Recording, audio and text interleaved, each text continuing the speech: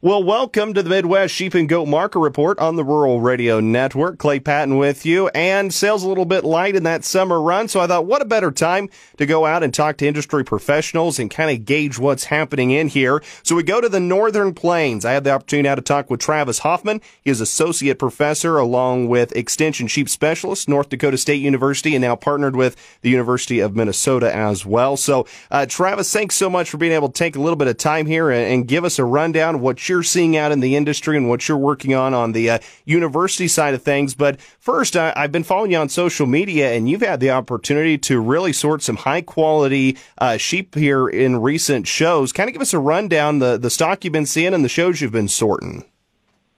Sure. Sincerely appreciate the invite, Clay, and best of luck to all our producers as we kind of dig through summer of 2023. I get the chance, just from a livestock evaluation standpoint, to get invited to kind of work with our youth and the adults in the open classes as well on lots of different species. Some more of the focus is sheep.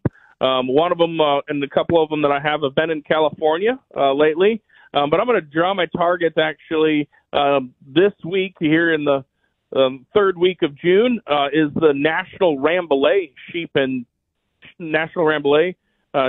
Show and Sale in Huron, South Dakota. And I get to evaluate or put the sale order together for that one. And then this weekend we'll have the Junior Breeding Sheep Show special and kind of preview there in Sioux Falls, South Dakota. So sometimes it's good to get out in the country, but I also find it rewarding to work with our producers that are in the area as well. Well, it's amazing that you kind of get that one-on-one interaction. And again, you get to see them through all levels from youth up to the adults and really get to work with the heart of the sheep industry and what's happening there. Now, when it comes to it, again, being the associate professor as well, heavily involved on the extension side, let's talk a little bit about this current lamb market, what's going on there. Kind of what is your thought right now? Because I know summer 2022, we saw that glut of heavy lambs hit the market. Things got a little dicey. Or is 23 going to be a little different for us? Well, Clay, a glut in the market is actually kind of an understatement, so I appreciate that, but it was a little bit of a challenge. And so one of the things that, information that we have available to us, and in fact, USDA records the Colorado lambs on feed inventory. So that's one of the things that I and other people can just use as a little bit of a benchmark. All along from calendar year 2022, beginning in January, we were too far ahead. There was too many lambs on feed, and we just never got caught up in relation to supply and demand. And so in 2023, we're more current, and no matter what you are in terms of a commodity operator, in terms of grains or livestock as well, you understanding the currentness of your system and where that catches you is certainly very, very important. And so right now, we're at a great spot. A couple things that I'd like to keep into consideration, Clay, is that the lambs that we have, or lambs that are born at farms and ranches across the United States, more and more of those are being harvested at an earlier age or an earlier weight. And in fact, from 60 pounds to about 90 pounds that go into the non-traditional or ethnic market type avenues and trade sector. And so those lambs, particularly as we move farther east out of the north central region, those lambs are going to harvest and going there earlier. And so when we think about it from a traditional market of 120-pound lambs to 150-pound lambs, they're becoming more segregated and more separated. But I think it's a fun kind of diversion of our industry. On traditional lambs there, Clay, one of the things that we're seeing is that we've taken a big price increase here lately throughout the month of June. And so lambs are worth a bunch more. So we're at $1.85, $1.90. We're going to push $2. And so we've had more of a sluggish spring, but we're seeing a lot of a big rally here in the summer. That's always good to see, and you're exactly right. And really, that ethnic market driving those lighter lamb weights has just been, it's been interesting and exciting to watch, just that local grown demand we've kind of seen pop up there. So when it comes to thinking about that and looking both at where the demand is and when, from your perspective, what should producers keep in mind when they're looking at marketing the lamb crop, whether they're thinking about future lamb crops and how they want to create a marketing program, or maybe lambs they've already got on the ground now? Awesome. Thank you. And I guess marketing is one of those things that's easier to say, you know what, I don't know if I have the day to do that or the day to plan it. And, geez, I sure hope that we can kind of think of it from a brainstorming standpoint of each of our lamb crops. Now, those that had lambs that were born earlier in the year, as if I was to call that January and February, if they are pushed on a relatively energy-driven diet, should be similar and getting closer to ready here as we move through July and August if they aren't already. And so I would say on those, it's going to be great to capitalize. I'll tell you that, the last 4 years, and I have people last 4 or 5 years, Clay, and you know this question from a beef cattle standpoint as well, is that we got to think of if we have the feeder lambs, / short calves, if we think of it from a diversified standpoint, of whether we want to be the farmer feeder and to keep those. Now, I know that inputs, particularly in the grains, are higher than maybe we prefer, but there's cost of gains that can be just a smidge over $1 per pound. And right now, if those are worth $1.81, then obviously you can make that idea.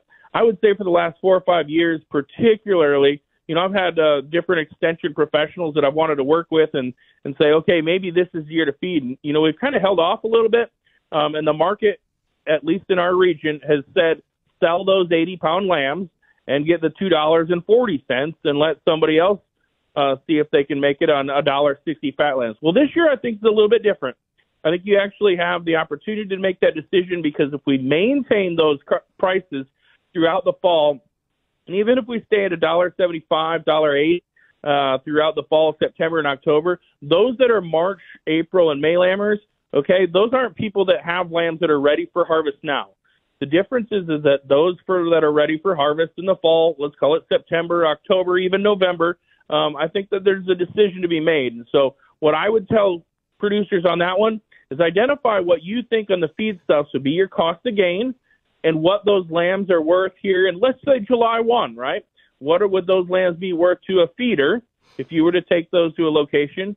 And then if we can have an idea of what we have, if we need to purchase feed or have feeds available from a farmer feeder, then we can know, okay, this is what our break even would be on October 15 of $1.65. If you think you can beat that and want to put in that effort, here's a year that you can make that decision, and there might be some right or wrong, but I think that there's opportunities, and we'll be able to look back at that. The last 4 years, Clay, I couldn't tell you to feed them. My job would have been to say, you know what, they made it to 80 pounds, 90 pounds. Somebody else let them take that risk because they were worth too much early in the game. That is very, very true, very true. And it's exciting to see that maybe we will have a little bit market dynamic shift, and it's always a thing, having that flexibility in your operation to just maximize what works best for you at that time. Of course, guys are going to grass right now. What are you guys seeing there in the northern plains, the Dakotas, Minnesota? Are things looking good for guys going to grass, or are you guys getting caught up in some of this drought condition? Oh, thanks for asking. Drought is a continuous, and just precipitation, right, is a continuous yes, no, maybe somewhere in between, right? And so, and each day is different. What I would say is that particularly, in our region is that there was a whole bunch of snow. We know this from a winter standpoint. In fact, this is a winter that'll get marked in the books and is one hopefully that we remember, and not always for the losses. But we're through it and we're past it. And the benefit that we had from that is that the moisture came. It just happened to be in snows that piled up in everybody's yards, right? And so that melted. And so the dugouts and the waterways are better than maybe what they had been early in the spring for some places. And, right away, a lot of the grasses in our region are cool season grasses. And so when you got those cool season grasses and those can get started and kind of dig and go and kind of get us a good start, then we're a long ways ahead. I would say that in most places, and again, you follow the drought monitor and evaluating where we're at, but, there's going to be times here once we flip that page to July or try to make it to August that if it turns off the spigot, then it's going to be a little bit tougher in terms of obviously the grazing feed stuff. But I'd say the early times, this is where I figure from a sheep and goat, at least portion of our sector and system is that grab those early pounds that grass finished, or not finished, but at least those green grasses and those gains, and they're doing good. The last thing I'd say on that one is that it's important to evaluate where you're at in terms of parasite control, or making sure that some of our barber pole worms and some of the unthriftiness that may happen is being worked at to make sure you deworm those. And we've got to think about that throughout the summer particularly when we have those green grasses that are out there and the parasites, we don't need to feed them as well. We want our animals to gain some weight. Exactly. That is exactly what we want to do. Well, Travis, thank you so much for coming on the Midwest Sheep and Goat Market Report and just sharing your infinite knowledge here. And again, folks, follow Travis on social media and that he posts a lot of great information as well. Follow the blogs through both the University of Minnesota and North Dakota State where you can gather a ton of information. He's constantly looking at things from marketing, parasite control, and so a lot of information to glean and gain from this. Travis, before I let you go, though, final word is yours. Final closing thoughts, important information I overlooked.